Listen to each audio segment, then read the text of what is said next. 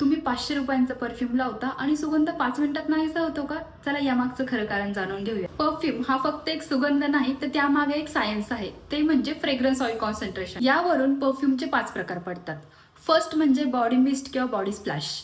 यामध्ये 1 ते 2% oil concentration असतं आणि हा परफ्यूम 1 ते 2 तासांपर्यंत टिकतो. हा लाईट आणि फ्रेश असा स्मेल देतो. सेकंड म्हणजे ईडीसी ऑ दे कोलोन. यामध्ये 2 ते 5% फ्रेग्रन्स ऑइल असते आणि हा परफ्यूम 2 ते 3 तासांपर्यंत टिकतो. यात फ्लोरल आणि फ्रेश नोट्स जास्त पाहायला मिळतात. थर्ड म्हणजे ईडीटी ऑ दे टॉलिक.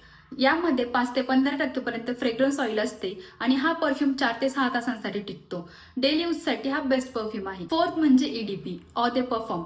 यामध्ये 15 ते 20% फ्रेग्रन्स ऑइल असते आणि हा 6 ते 8 तासांपर्यंत टिकतो. It's like a daily luxury. Fifth म्हणजे परफॉर्म. याला एक्स्ट्रेट असंही म्हणतात.